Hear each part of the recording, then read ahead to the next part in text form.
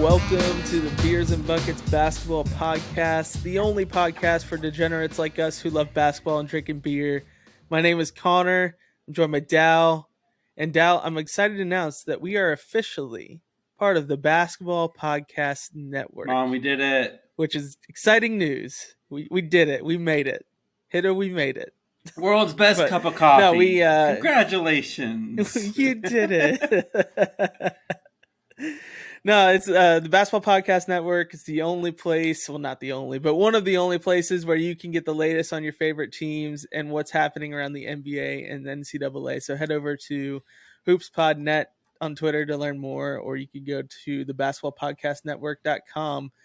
Dal, I mean, it's exciting that we're joining this network. I mean, there's so many opportunities for us. I feel like we've grown immediately. Like Thursday or Friday was announced, immediately we saw that jump. So excited for you, excited for me, excited for us and our listeners. Probably pumping out better content now that we get paid to do so. Just kidding. We already did great content. You don't need better. Okay. No. So, did you watch any of the foreign trips yet so far, Del, for college teams? I caught up with it. So we were recording for clarity. We were recording on Monday at 11 p.m. Eastern. So at this point, Auburn has lost to Israel, which is a very respectable loss in reality, but the Twitter narrative is just too good. And so it's especially because Connor and I are in a couple of group messages. Connor more so than I am. He is somehow more online than I am, and is in a bunch of these groups where the youths like to pick fights. The youths like to pick fight with Auburn fans, and they're just going in on this narrative, and it's just too funny. It's just a bold strategy. Like, I'm a Kentucky fan, right? And it's a bold strategy to do that when we lost as a 2 seed to the 15 seed. Like, you lose those rights, in my opinion. I don't know. Maybe I'm just too old school, and these kids just don't care. But that's literally it. Yeah, like what's his name from Cat? I can never know how to pronounce his last name. Denny Avdija. Denny Avdija. How do you pronounce it? Avdija. That dude can ball, and we knew that. And I don't know, and he's an NBA player. 3 years ago, that's a grown man that's playing in the NBA. Yeah. Yeah, and Sorkin can ball too, and we've known Sorkin can play ball. So it's that's two professional players by themselves, but add in a bunch of guys who do the we're going to talk about in a little bit, the dirty work, the stuff that people don't want to do. These guys are fighting and clawing. They're men's national team for a reason, for Israel.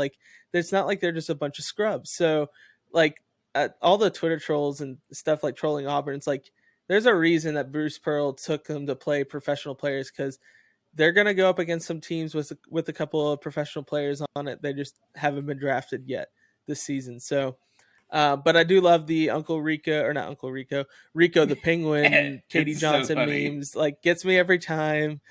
Glad he kind of missed that shot. But even if he makes a good play, brother, I'm definitely dropping that meme. Even if he makes a good play this season, just because Auburn fans even love that meme. It's so really funny. Glad we could find that and get in good on that early. So, but yeah, I in the notes here, I'll drop a link in the notes for all the foreign trips in case you are wanting to catch up on some of that. Arkansas has a couple next week, I think, or maybe it's this week. Kentucky plays in the Bahamas starting on Wednesday. So there's a lot of opportunities to watch these teams early for.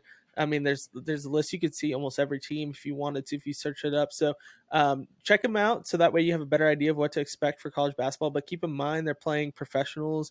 They're playing overseas teams that have grown men on them. So even if they do lose, it's not like that team's going to be bad. Just keep that in mind. All right, I'm gonna test you here to see how much Wake Forest you actually watched. So do you know who Cam Hildreth is? I don't. You jerk. That means you didn't watch any Wake last year. That's annoying. All right, so he was a freshman guard. He's a redhead dude, but he's from England. I remember the redhead. I just don't know the name. Okay, well, he's the redhead kid. Yeah. He's from England. They have another freshman big man that really didn't play. He played like in 13 games, 12 games, something like that, named Matthew Marsh. So they have 2 guys from England. Wake is actually, they have another guy that is a freshman, I think next year. They played in like the Sweden U20 team. So they have a bunch of international guys. They went over and played in England against Cam Hildreth's former semi-pro team, whatever. I guess it was a pro team. Mm-hmm. And did really well. And apparently Davian Williamson has been absolutely balling, who is a really, really good shooter, but kind of dropped off towards the end of ACC play. So if they could get him kind of taken to the next level, that would be huge for them. So that's other than the Auburn Israel thing, that's really the only foreign trip that I have followed so far. Yeah, I definitely want to check out Arkansas. They play in Spain and in Italy on August. Well, it's already started, but August 6th through the 16th. And then obviously, like I said, Kentucky's playing. I'd be interested to see some this is going to sound crazy, but St. Louis, because they play in Spain and Italy as well, 11th through the 21st. But St. Louis plays Auburn early this season in Auburn. So I think that's going to be a fun game. It was a close game last year. If you watched that game last year, that was one I pitched to get upset. So it was a close game, but there's a couple of games on there that I'd like to check out just to get a feel for some of these, especially teams with a lot of roster turnover. Like Arkansas was one of those. You just have no idea what to expect from some of these freshmen. So definitely go check that out. Link in the show notes there. And yeah, so Dowell, it's time for the beer review. You want to go first? You go first because I'm about to sneeze. Okay. I am drinking, which I think honestly, it might be. It might have gotten a little too. I kept it in the freezer too long, so it might be a little solid. But I'm drinking El Segundo's Brewing Company, Steve Austin's Broken Skull American Lager, baby. Let's go. The bottom line, because Stone Cold says so. Yeah, no, it looks good. Definitely wanted to try it out. And I mean, I saw Steve Austin. I was like, I'm hooked. I'm not even a big wrestling fan, and I was ready That's for fair. it. Actually, yeah, I went to like almost 10 years ago. I went to a show, like a indie music show on Halloween in like some record store one time, like a just small thing. And this guy, the band name was American Opera, but it was just one guy in acoustic.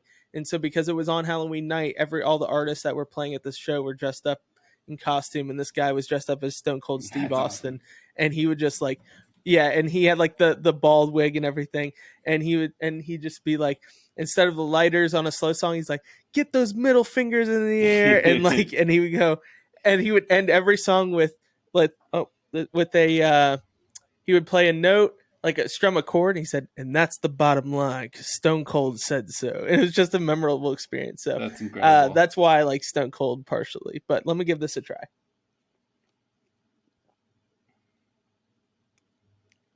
It's definitely a little too frozen, but my goodness, this is a good lager. Has to be. It's so smooth. Yeah, very smooth. It's 4.8%, 0 IBU, but I mean, it's a crushable lager, as crushable as a lager can come, in my opinion. Like, that doesn't get much more crushable than that. Very similar to it's almost just like a little bit lighter version of a Yingling, if you're into that.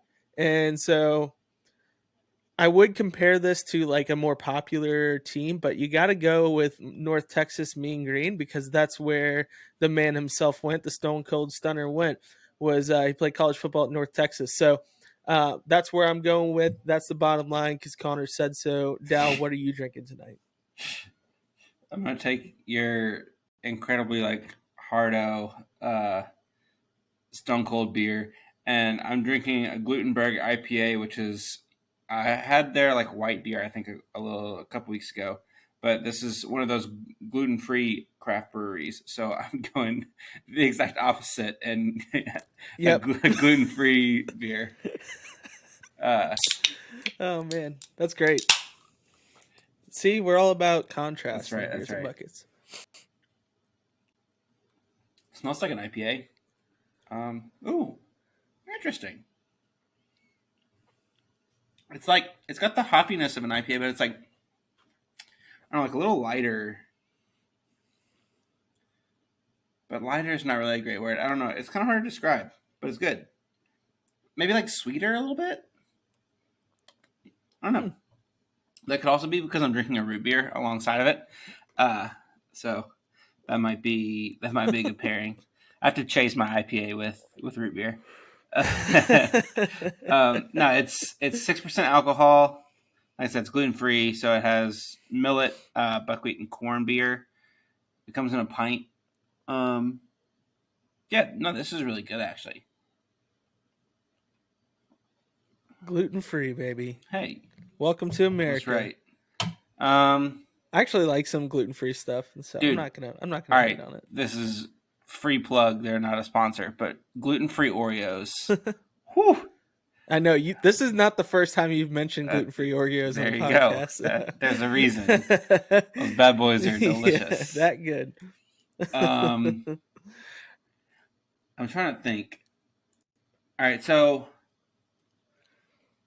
I'm going to go, and I feel like that every team has one of these guys. If you don't, you should probably get one because when you have one, they're good.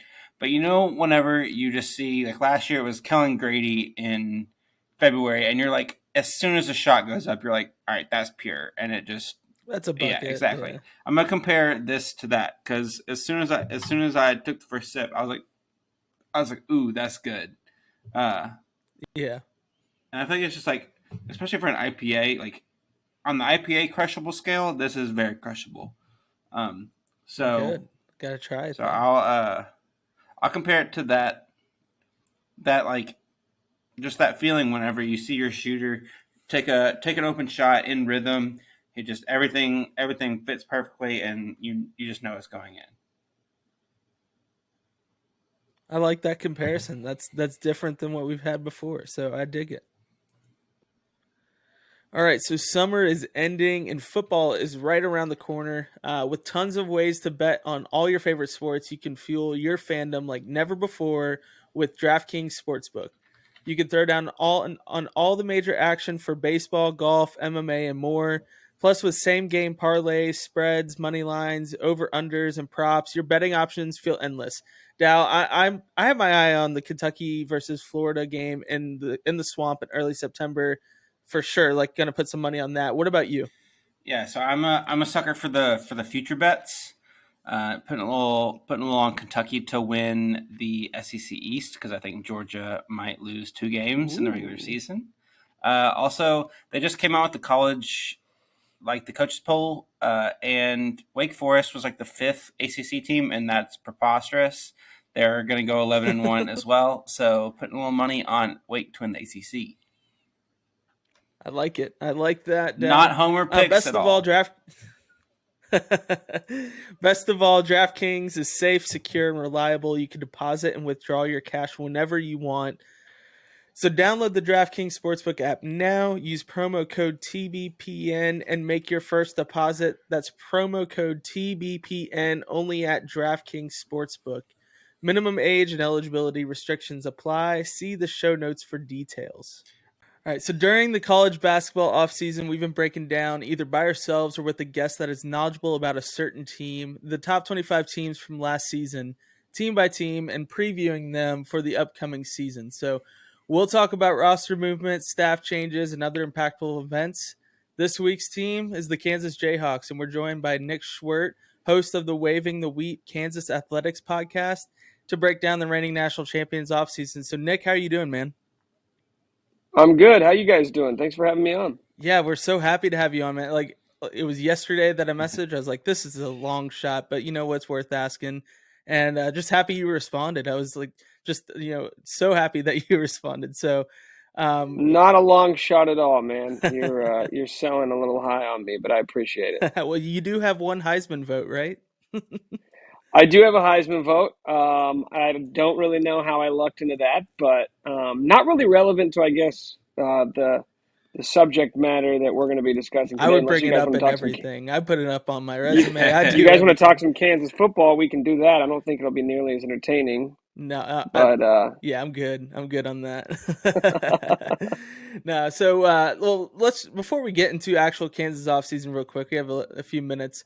Tell us about you. How'd you get into talking athletics over podcasts, or I see you cover KC stuff on ESPN. So give us a little insight into Nick Schwerdt's life.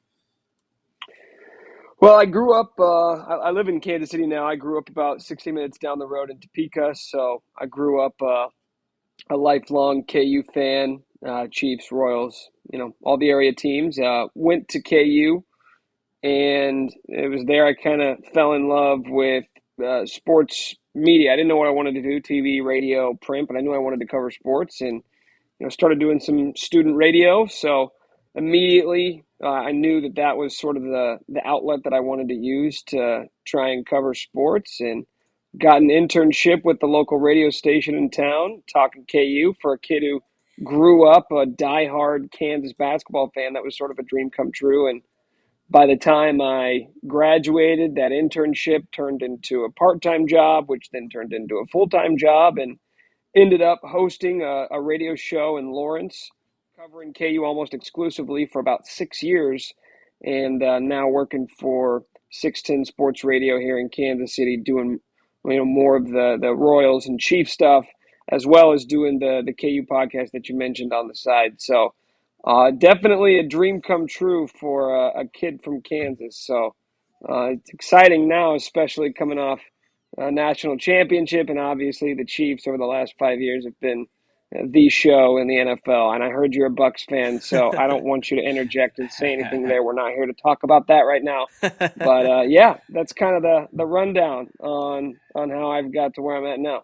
That's awesome, man. That's definitely a dream come true for sure. So, all right, well, we won't waste any more time. Kansas is off season. Last year they finished 34-6 on the regular season, or on the total season total, 14-4 in the conference. They finished first in Big Ten, sixth in AP Top 25, and third in Ken Palm. Obviously, they won the national championship after a crazy comeback / collapse on UNC's part. So, as a Kansas fan, walk us through the season last year. I mean, I got to rub it in here right now. This is the only time I'm going to do it. After Kentucky put that beating on you guys, did you even remotely think you had a shot at winning the title? Yeah, that was kind of – I remember that point in the season, because you get to January and you're about a month into conference play, and that's why I've loved when they do the Big 12 SEC Challenge at the end of January, because this year the non-con schedule for KU was weaker than most. They usually have one of the strongest in the country, but this year was a little weaker. So about a month into conference play, it's nice to play somebody outside your conference just to kind of see where you stack up, just to see, okay, you're going up against one of the nation's best. Like, let's see how you fare. And yeah, I mean, it was a smackdown. And at that point in the season, I don't think any KU fan, even the ones with crimson and blue colored glasses, would have told you that team was a national championship caliber team. It was just a bunch of guys who didn't look like they knew how to play with one another.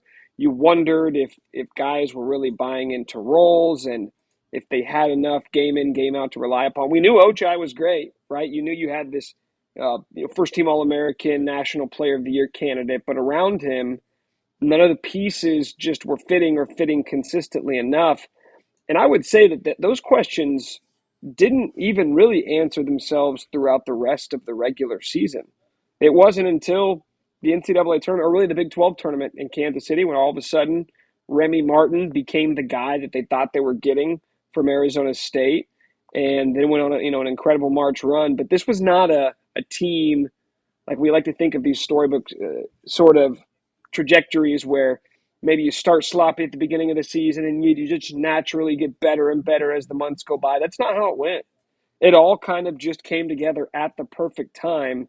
But at no point during the regular season did I think that this was a national championship caliber team, especially not after that beatdown at the hand of your Wildcats. So there you go.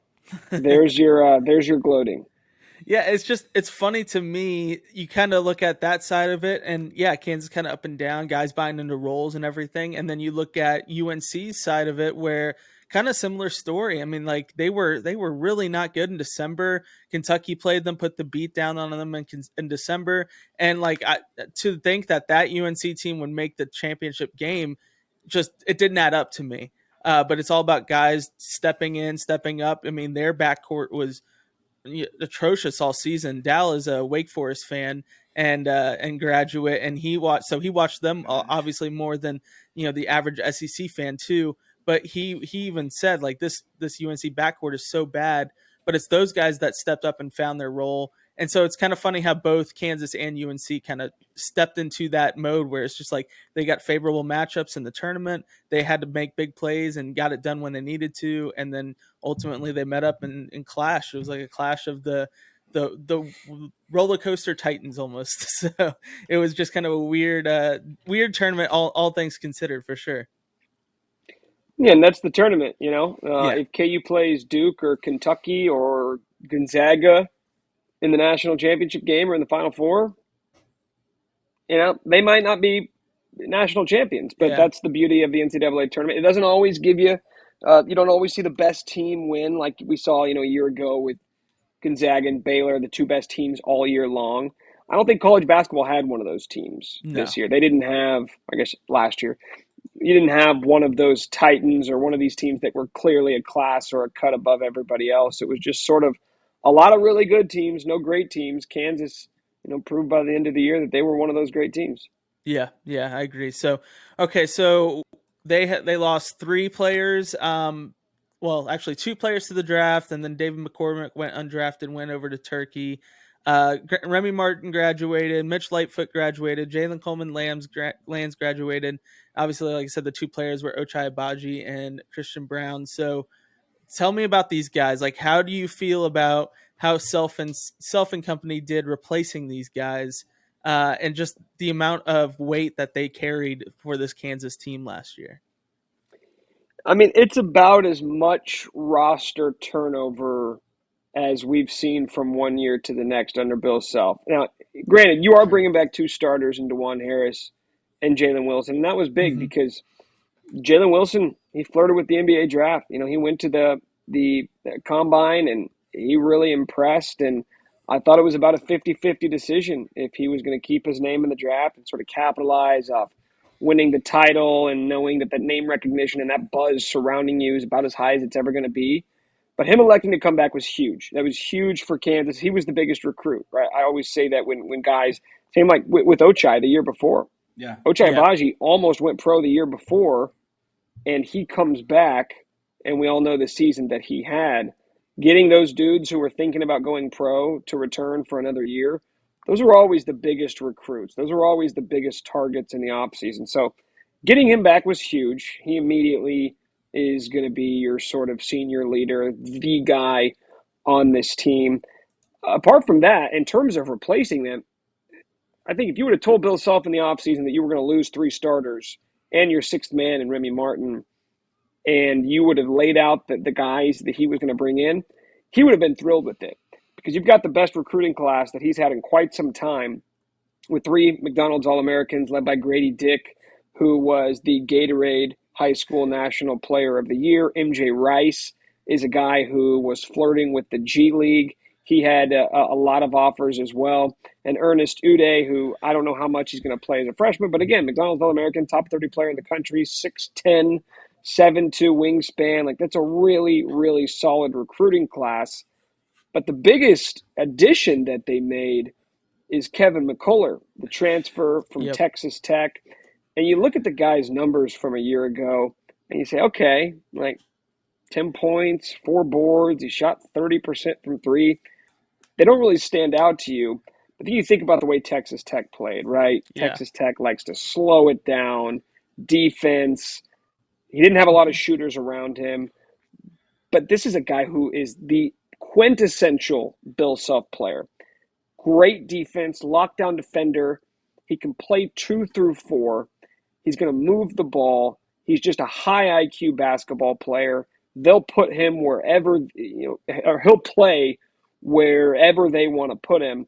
He just brings about versatility, which going back to last year is, I think, a big reason why Kansas was so good in March, because you had wings with Brown and Ochai and Wilson, all who were sort of positionless, all who could do a lot of different things. They could defend, they could shoot, they could run in transition, they moved the ball. That seems to be a style of play that Bill Self is sort of shifting towards over the last couple of years. So I think the wing depth is going to be great. they are going to be pretty young, and there's going to be a lot of freshmen battling for minutes. So with that comes a lot of unknowns, but there's no replacing what you lost a year ago. All things considered, though, I think you've got to be really pleased with the offseason that this coaching staff had. Yeah, definitely. As far as Kevin Mccullar goes, we frequently have some guys from a podcast, a Texas Tech podcast. So we talked about Texas Tech earlier in the off season, and so they were a little salty, understandably, about losing Kevin Mccullar. I mean, why not? You're losing a good player, and so we have to ask, who do you think is the better Kevin? I mean, obviously, I think we know your answer, but I have to ask, who is the better Kevin Mccullar or Kevin O'Banner? Kevin O'Banner. Oh man. Well, you know what? I'm not that partial to Kevin McCullough yet. Yeah, You yeah. know, he hasn't even played a game for Kansas, so it's not as though it's a foregone conclusion. But I'll tell you what, man. Like those sorts of guys, the ones who like just play unselfishly, and this is going to make me sound like super old school, which I'm not. And I've been to too many Bill Self press conferences, man. I've listened to that guy talk, and he seems to know what he's doing at a pretty high level. But the guys who are just sort of unselfish and don't really care about how much they're scoring and just do the little things, just doing the dirty work and fitting in Yeah. and finding a role and The understanding hustle players. yeah, that type of stuff, man, that really those kinds of players really endear you to themselves. So, yeah, you knew where I was going to go, but I'm going to go Kevin McCullough. Yeah, I get you. Yeah. No hate for Kevin O'Banner, but we'll have to do None at all. a vote.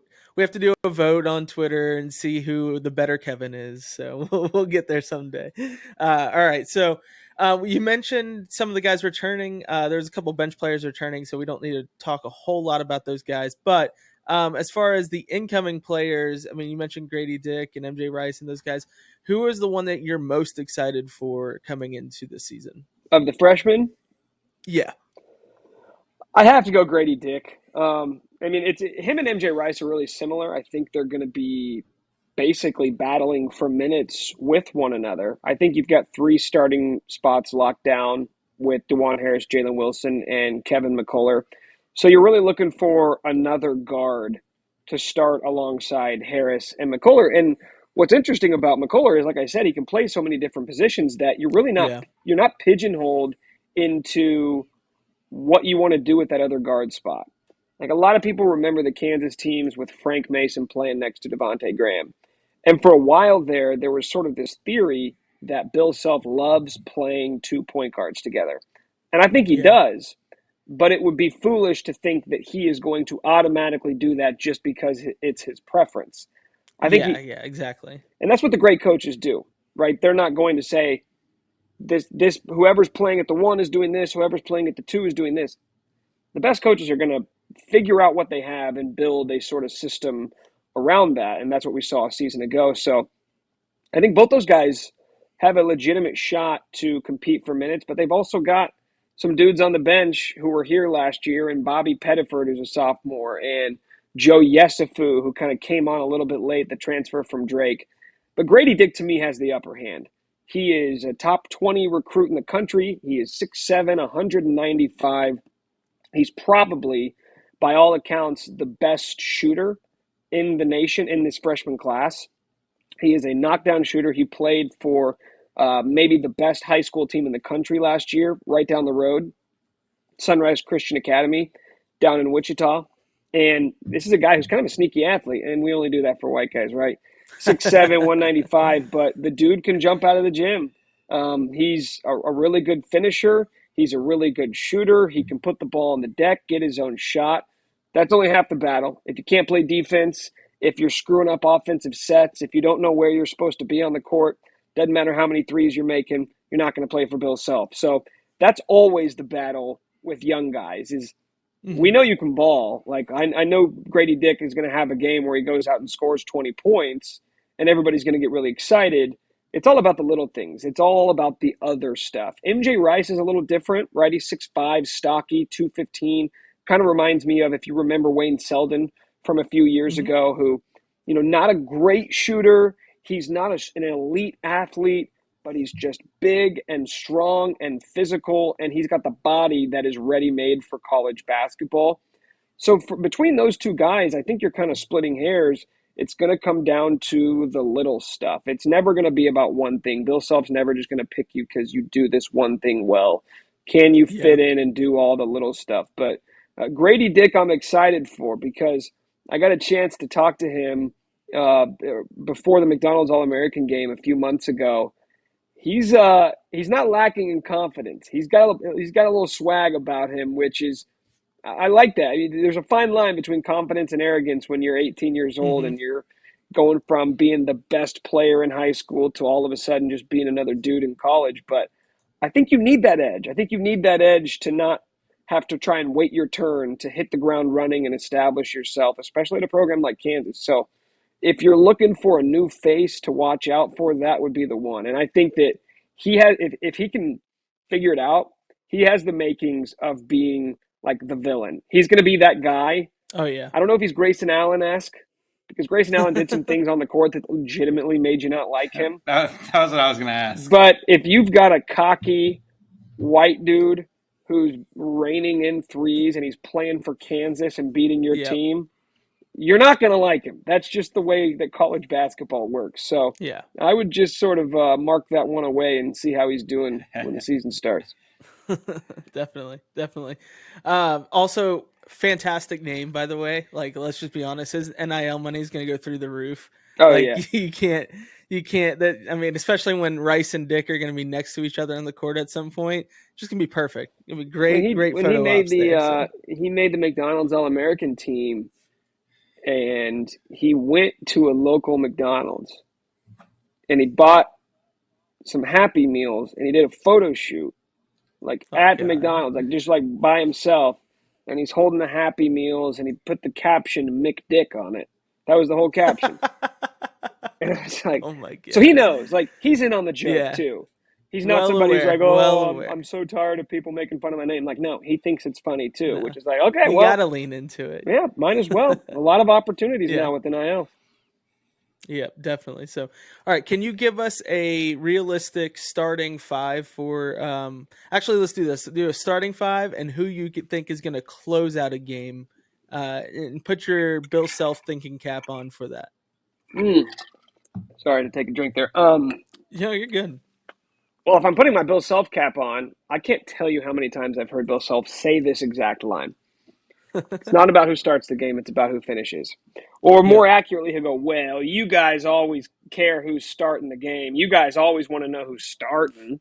He goes, why does it matter who's starting? All that matters is who's in there the last 4 minutes, which, he's making fun of me, and not me specifically, but I feel personally attacked when he's doing that when we're asking the questions. And then you kind of go, yeah, I guess he's right, because there were so many times last year, I don't know how many starting lineups they went through, 5 or 6, 7, and he would try out different guys, but at the end of the game, it was always the same 5 dudes, right? Yeah. It's the dudes you trust. Absolutely. It's the guys you trust. So,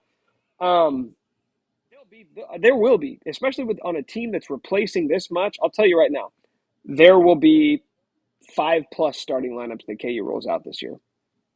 Grady Dick will start one game, then he won't start the next. MJ Rice will get a start. At the 5 spot, I mean, you guys, a lot of people seem to think Zach Clements is going to be that guy. He was actually Grady Dick's teammate at Sunrise Christian. 6'10" white guy, can shoot it. He's got a kind of a big, sturdy frame on him, long, good motor. But the 5 spot is wide open. He could start some games. KJ Adams, who had made some big plays in the NCAA tournament. He's more of a 4. He's like 6'7", but great athlete, great defender, not much of an offensive threat. So Ernest Uday, there are 4 guys who could start at the 5 spot. So in terms of who's going to start at the beginning of the year, your guess is as good as mine.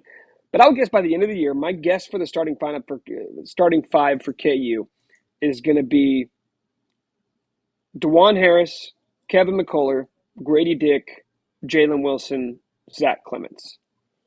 But I'm telling you right now, that's going to change a handful of times. Yeah, definitely. I mean, it's just inevitable when you have that many incoming people. For sure. So well, and Bill Self's not somebody who, and and I don't know how many coaches do honestly do this. I think most coaches are like this, but there seems to be this perception that when you get like a high-profile recruit, when you get a five-star guy, and you guys know this, Kentucky fans, that, oh, well, if he's a McDonald's All-American, you got to play him right away or he's not going to be happy. Yeah. Coaches like Bill Self and John Calipari, like, I refuse to believe that they are going to jeopardize their season to keep one 18-year-old kid happy because they know how this works. If this kid who shouldn't be playing is playing, not only does it send the wrong message to the rest of your team, you're rewarding what the exact opposite of what you're trying to do. And these guys know if you leave, if you transfer after this season, guess what? I'm going to replace you with somebody who's just as good. So Exactly. I don't think yeah, exactly. So I don't think these guys feel any pressure to play the high profile kids. No, they definitely don't. And you've seen that, especially as the transfer portal has kind of taken over college basketball and college sports in general. But you've seen that more so lately. I mean, 2019, Khalil Whitney played for Kentucky, started a couple games, and just realized this kid is not a 5-star. This kid is not that good at basketball. He can't shoot, can't handle the ball, doesn't defend well. What he didn't want to do what he was asked to do, which was kind of be a high energy guy and rim run. So Calipari pulled him, gave him some minutes when they could, but inevitably the kid ended up leaving midway through the season, and then Kentucky just got that much better because they got to play the guys who were better and knew their role. And so, yeah, I'm with you. Like these coaches, these Hall of Fame coaches don't get to Hall of Fame status by playing just 5-star freshmen. That's not how it works. You know, they know how to coach basketball for sure. So, yep. So can you give us an expectation? Like, obviously, and you and I both know this as fans of Blue Bloods, there is every season expectation for a title, but realistically, what is your expectation for this upcoming Kansas team? Try to be as unbiased as possible. Give me your Big 12 expectations, and then kind of grand scheme of college basketball where you think they'll end up, and go from there. Well, it's going to be just in terms of roster turnover. It's going to be lacking in continuity. And I don't know how much you guys dive into the numbers, but I love looking at KenPom and just kind of looking at some of the trends and the numbers from year to year. And if you go to KenPom.com, they have this thing called minutes continuity, and it's not the same thing as experience. It's a breakdown of how many of the guys who were playing minutes last year are playing minutes this year. It's like, how much change did your roster undergo? And this is going to have zero continuity from last year, with the exception of two guys, DeJuan Harris and Jalen Wilson. And with that, just naturally brings about a lot of uncertainty. And specifically with Bill Self, other coaches, I'll be the first to say, other coaches have done a better job historically at that roster turnover, not skipping a beat, and taking a bunch of young guys and sort of getting them ready right away. Bill Self's best teams, you can go through his entire, he's been here since 2004. So, what is that, 18 years, 19 years? Go through his entire history at Kansas. His best teams have always been the ones that have had roster, continuity from the year before. 2008, they win the title. 2010, I believe it was, when they went 36-3 or something absurd, and they got bounced by Northern Iowa. That team returned almost the exact same rotation from the year before. Last year's team, with the exception of DeJuan Harris being a first-year starter, exact team from the year before. This year, you got two guys who played major roles and a bunch of fresh faces, or guys who were role players last year. So I expect there to be a lot of bumps in the road, to be quite honest with you. I think it's going to be a really talented team, and at times it's going to be really fun, but I don't think we're going to see this team's full potential until we're, into February, where you're halfway through conference season. But non-con play, I expect this team to kind of struggle as they figure out who fits in where. And I think Bill Self's okay with that. I think at this point, he's so competitive. He wants to win every single game. So I think it's tough sometimes for him to let guys play through mistakes, even if he knows it will be good in the long term, because there's 5 minutes left in the game and this freshman keeps screwing stuff up.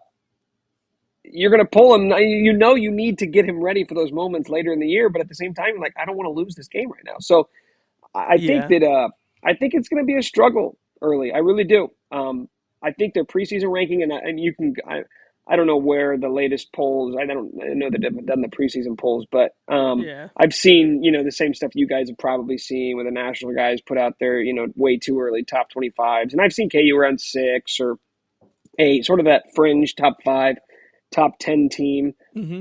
I don't know if I quite view them there. At the same time, I'll admit I don't know how good the other 330 teams are going to be in college basketball this year, but I do think this could be a year where maybe they drop a non-con game or two and maybe wind up as a top 15 team entering conference play before they really start hitting their strides. Ultimately, the potential is there, though. Like, you see the talent.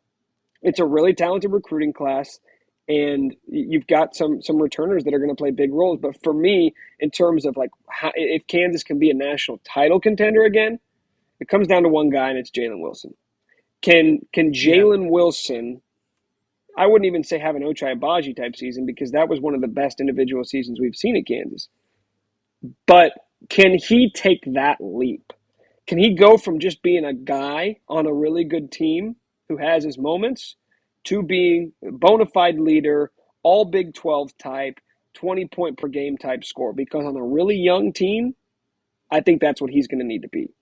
If they don't have that, Yeah. if they don't have this alpha leader who can knock down shots, score in transition, be a do it all type player, I don't see them being that national championship caliber team. So that's where it begins and ends with me, quite frankly, is what kind of a leap are we going to see from Jalen, a guy who flirted with the NBA, decided to come back? If he can take that step, that's to me how Kansas gets back into the conversation of being one of the top 5-10 teams in the country. Yeah, no, I agree with that 100%. I think having that returning presence there is huge, and he's going to have to step in and step up. And he has tournament experience where these incoming players don't. So you can't coach that experience. You can't teach it. You can't do anything about it other than just have it. So important for them for sure. I personally, I see Kansas. I never doubt Bill Self in the Big 12, finishing first. I see them finishing at least top 3, honestly. But outright winning it would not shock me in the slightest, just because it's Bill Self in the Big 12. And then also, I think they are ranked 6th or 7th right now in top too early top 25. I think, like you said, that dropped to 15 or so and kind of hover around there throughout the season. I think that's reasonable, unless one of these freshmen have just one of those seasons where they come in and just not think that they just not have the goods that we thought they had, or opposite, and then they'll just skyrocket up and they'll be a top 5 team. That's where I Yeah, and reasonably I think, think. and, you talk about Big 12 play, like Bill Self's the master of that, of grinding out those Tuesday night, Yeah. games in Texas or in Lubbock or down in Fort Worth or up in Ames where you don't feel like they should be winning and they have to grind out these ugly games where they just kind of lock in defensively. Like, Mm-hmm. that's why he's Bill Self, and that's why KU's won all the Big 12 titles they've had. And that's sort of a baseline that you can sort of count on every single year. I think the other interesting part is going to be shooting. You lost Ochai and Christian Yeah. Brown, who were, really important in Good terms of shooters. shooting the ball. And Jalen Wilson Yeah. was not a great shooter. Dwan Harris, not a great shooter. So those are the two guys we know about. Kevin McCullar, 31% shooter. Was that a product of his environment, or is he just not that guy? If those are all, if none of those guys take a big leap, then you are really banking on a guy like Grady Dick coming in and stretching the floor for you, because you lost a lot last year, but especially in terms of shooting the basketball. That's probably, if you want to get into the minutia of it, my biggest question of where that's going to come from for this team next year. Yeah. No, I agree with that. Dow, do you have any questions for Nick about Kansas's upcoming season? Yeah, so you said earlier that Bill Self doesn't really have a system that he runs. There were times where people were like, "Oh, he likes to play with 2 point guards," but it's pretty easy to do that when you have Frank Mason, who is, I mean, you can go, Devontae Graham. You Devontae can Graham. go back a while, and you'll have had 2 guys that are at worst 2 great combo guards. So it's pretty easy to say, "Oh, he likes to play with 2 point guards," when he has 2 point guards available. feel like that if you're going to kind of take a step back and generalize it, Kansas has been very four-out focused with one big man. You had Udoka Azubuike there, and then David McCormick kind of took over for him. Do you see that changing at all with this team? It just doesn't seem like they have that, especially that big presence that they had. That's kind of the piece that would be missing to have some, I guess, system continuity over the last couple of years. How do you expect them to play this year, and any changes from kind of what we've seen out of Kansas the last few years? You know, Bill Self was one of the last coaches to, I wouldn't say one of the last, but of the major programs, you think of the Blue Bloods, the elite programs in the country. He, for the longest time, really wanted to stick with this sort of, two big man looks. Like for the longest time, like the traditional power forward as we know it is sort of dead in college basketball. And he was sort of hesitant to go that route. And then Josh Jackson showed up as the number one recruit in the country. And it's like, 6'8", can put the ball on the deck, can play three positions, jumps out the gym. And ever since then, he's never really looked back. And now it's sort of been a wing-dependent system over the last couple of years. You talked about David McCormick kind of taking over for Udoka Azubuike. That was not a seamless transition.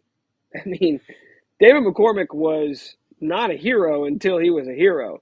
Like, let's get it perfectly clear. Like, David McCormick was not the most popular player in Lawrence, Kansas up until the night of the national championship game. But for 2 years, Bill Self just kept saying, nope, this is the guy. He's going to be our guy. He kept trotting him out there, playing a ton of minutes, and they kept feeding him, and he kept doing his thing, which a lot of times, made you want to put your head through a wall because he was an erratic player, right? He was sort of this black hole that took a lot of shots and just sort of played for this frenetic style of basketball. But, he stuck with it. In terms of what I think they'll do next year, it's tough to say because I don't know enough about any of the big guys. There's always sort of been a guy waiting. There's always sort of been that dude who, like, even when Udoka came in, he was injured early in his career. He would have played a lot more earlier in his career if it weren't for injuries, but it was sort of, Landon Lucas, who was not a prolific player in terms of stats, but, we said it a million times in this conversation, did everything, did all the little things, knew how to set screens, knew how to, create driving lanes for these guards. He would defend well. He would rebound well. So there's always sort of been this guy who's the incumbent waiting behind the older player. You don't really have that this year. You got Zach Clements, who played sparingly as a freshman last year. Same thing with KJ Adams. 2 freshman big guys. And then another dude in Cam Martin, who was a JUCO player, transferred, wasn't ready last year, so he redshirted. So I have no idea. I have no earthly idea what KU is going to do at the big spot, and all those guys are completely different from one another. Zach Clements is 6'10", but he's a shooter. Yeah. KJ Adams is not a shooter. He's not a scorer. He's 6'7". He ain't going to play the 5 in the NBA, but in college, like, is he athletic enough to make up for his lack of size? 2 freshmen, both prototypical big guys, but they're freshmen. And then you got Cam Martin, who's 6'9". He was killing it at Southwest Missouri State, I believe it was. He was a 2-time All-American in JUCO, but he was JUCO. Yeah. So, you've got 5 big guys who are basically competing for one spot. You're not going to play 2 bigs because you got Jalen Wilson taking over that sort of that 4 spot, if you will. So it's really tough to tell. That to me is the biggest question mark for this rotation is you got 5 big guys battling for minutes. And you could talk to 5 KU fans who all have a different opinion on who they think it's going to be. And whoever it ends up being is in large part going to determine how Kansas plays. Playing a guy who shoots means you got to run a little bit, you're running different sets than if you're running, if you're playing with a 6'7" man who's a rim runner and, an inside scorer. So it'll be really interesting to see how that competition amongst the big guys sort of shakes out. Absolutely. Yeah. It's funny. We talked about Ernest Uday earlier. He comes from Orlando, Florida, at DP, Dr. Phillips High School, which is like it's literally across the street from Universal Studios. By the way, if you didn't know that, but I actually went and Okay. I've seen Ernest Uday play in person. I used to live in Orlando, and they played Oak Ridge, which was right across the street from my house at the time. Which at the time they had Emmett, Emmett Williams played at LSU at that time. Yeah. And so he was a senior, but I went early and watched the JV game or the freshman game or whatever. And Ernest Uday was that freshman center for DP at the time. So interesting that I saw two future college players, because they had a couple others on DP. DP, obviously, they were like state champions this past year. Well, he came out of he was. Yeah, he didn't look that good. Last, now that I remember. Well, last May, he wasn't even a top 100 player in the country. And nobody knew who he was. Yeah. He had no buzz around him. And then by the end of the summer, he was a top 30 player in the country. Yep. You go, oh, you're 6'10", you have a 7'2" wingspan, and you're a good athlete who plays with a high motor. He went from a nobody to a fringe 5-star in a span of 3 months. Mm-hmm. That's wild. Yeah. Hey, I'm not. I stopped myself. So you're welcome, because it would have elicited a lot of eye rolls. I almost brought up another guy who played high school basketball in Florida, who went from a no-name to a fringe 5-star in a span of 5 months. He is currently an MVP candidate for the Philadelphia 76ers. I'm not going to say his name just so I won't be accused of comparing Ernest Uday to him. I just thought that maybe there were a few similarities there. Hey, for your sake, I hope that's truth. Boy, I hope so too. The fourth best center in basketball right now. Fourth. Okay, we don't have enough time for that. That's a conversation for another time.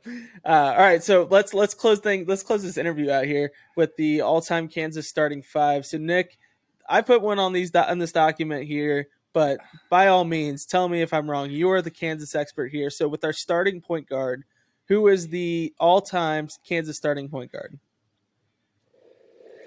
Man, that's a tough one. To me, there are – okay, so are we just – of course, I'm going to ask for clarifiers. Yes, you should. Are we talking about legacy, or are we talking about we're playing a game tomorrow and this is who I want as the point guard? I say more the latter. I mean, yeah. Okay. I'm taking Frank Mason as my starting point guard. Okay. I think there's probably 3, maybe 4 answers that you could go with, but I'm going with Frank, and I'm a sucker for Frank because his story is so awesome. Yeah. I mean, he was an absolute nobody recruit, comes in with Andrew Wiggins and Joel Embiid, part of the greatest recruiting class in Kansas history. He was the 6th highest ranked recruit in his own class, and he goes on to win National Player of the Year by the time he's a senior. Just unbelievable story. So I'm going Frank Mason there. That's a pretty similar one to Tyler Ulis, because that was the same way. He came in with that 2015 class that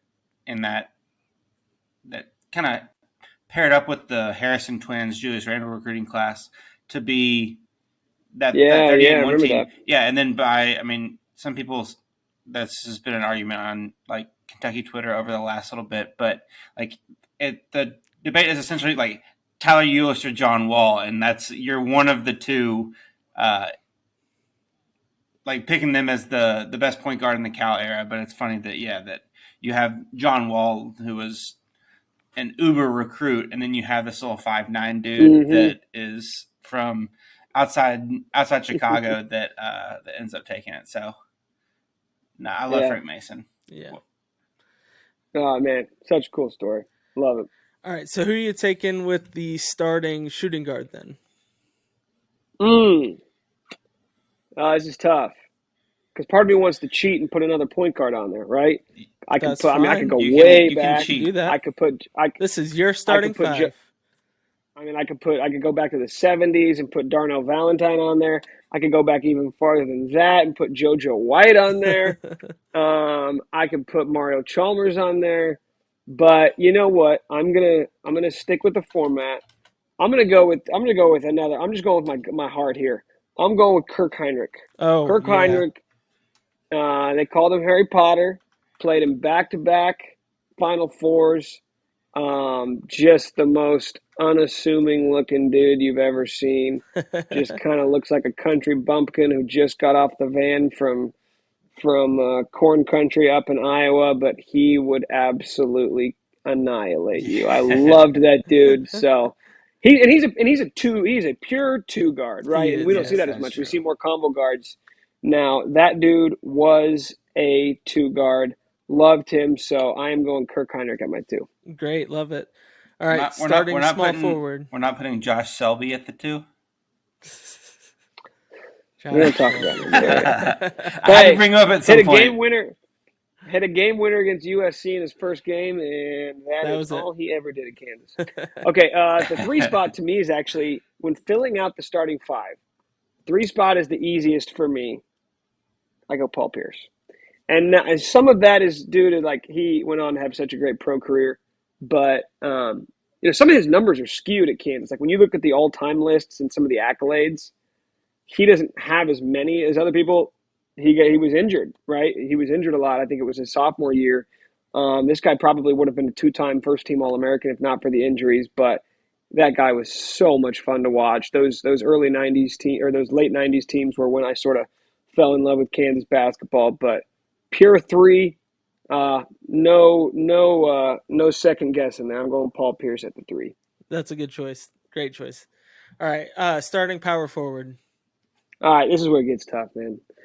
This is where it gets impossible because I'm not going to spoil it, but we all know who the starting 5-man is for Kansas. Yeah. So that means at the 4 spot, you're going to make me choose between Danny Manning, Nick Collison, Rafe LaFrentz, Drew Gooden, either a Marcus Morris. I mean, it's stupid, and like, don't even mention Joel Embiid, who's like, he only played 1 year, so we can't. Yeah. I have to go Danny Manning. I mean, he is Mr. Jayhawk. He is national champion. Yep. He is, one of the most decorated college basketball players of all time. Yep. There's really only one answer. It's Danny Manning. All right, so for a 6-man then, because we know Wilt Chamberlain is the starting center. There's no argument about that. So for the 6-man, who are you going to put the 6-man then? Between those guys, I'm assuming. Okay. Yeah. So I got to pick another big guy because that's the tough thing about KU. Like, if you go through the top 15 players in school history, 8 or 9 of them are probably big guys. Yeah. They've just had such a luxury of riches Big man at that spot. Yeah, it really has been. It really has been, and that's been not just over the past 10 years, not just the Bill Self era, but before that. Now I'm impartial to Rafe LaFrentz. He was back-to-back Big 12 Player of the Year. So much fun to watch, but I'm actually going to go Nick Collison. I think you're splitting hairs there. Loved Nick Collison, another fan favorite. Dude was utterly dominant in college there in the early 2000s. Yeah. So I'll go Nick Collison, which means I got 2 guys from those 01-02 teams. Kirk and Nick, by the way, ask any. That's how you can tell, like, who's a real KU fan and who's just, like, become a fan over the last 5 years. Like, the guys who tell you Joel Embiid and Devontae Graham are their favorites, those guys are great. But, like, the OG KU fans, they always go back to Nick and Kirk. So I'm going to put them both in my top 6 there. Definitely. Real fans know, or unless they were just their NBA Twitter kids that were like 12. Yeah, but you guys, I know you guys got that with Kentucky fans as well, right? Yeah. Absolutely. Yeah. We're in a lot of group chats with them. Yeah. True. There you go. Sure.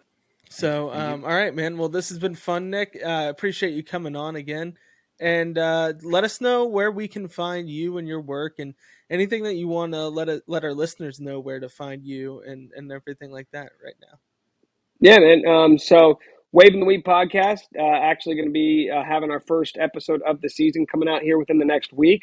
Took a little bit of a hiatus during the off season, basking in the glory of a national championship. So Wavin the Wheat, if you just search for it, you can find it pretty much anywhere you listen to your podcast, on Apple Podcasts.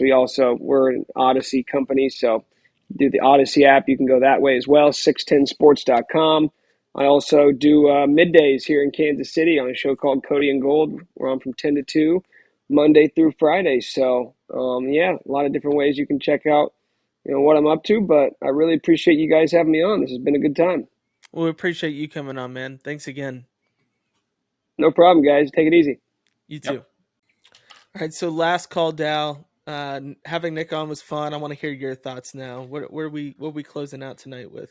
So I have a incredibly off the beaten path, non-basketball last call to do, but I'll comment first on just having Nick on talking Kansas. It's really cool to, like, a lot of the teams that we've talked about in the top 25 have replaced a bunch, and I feel like a lot of them have been talked about way more than Kansas has, which is kind of strange considering they're the national champion, kind of coming off, and they lost 2 guys drafted pretty highly. So I feel like that I just haven't heard anything much about Kansas at all.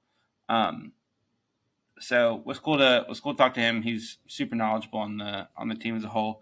So great conversation there. I hope that Kansas is bad as a Kentucky fan that will likely play them, and so selfishly that's kind of what I'm hoping for. But no, really cool.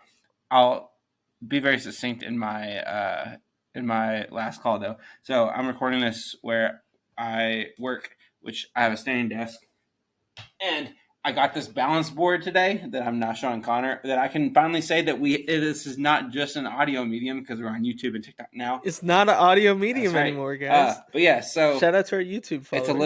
It's a little like balance board, and I can sit there and just try and balance. I'm not very good at it yet. Work that core, baby. Right. Work that core. But it's really fun. So everyone go get a standing desk and everyone go get a balance. Exactly. That's the last call. All right, I'm not gonna do that. I'm just being honest. I got a new office chair recently. It's too comfy. Not giving it up. I might get one of those little bike under the desk bike things. Those are cool. Yeah, that's a good compromise. Yeah, exactly. So, all right, my last call.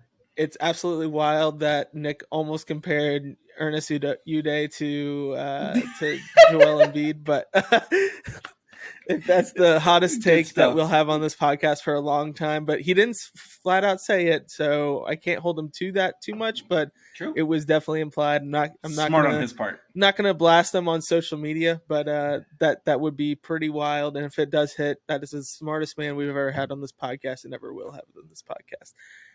But I'm not playing those odds. So my actual last call is go follow Beers and Buckets podcast on Instagram and TikTok. We are trying to stay more active there. If you love Kenneth Faried and wonder what the heck happened to him, today we just posted a new TikTok about him, kind of went through his career and where he ended up.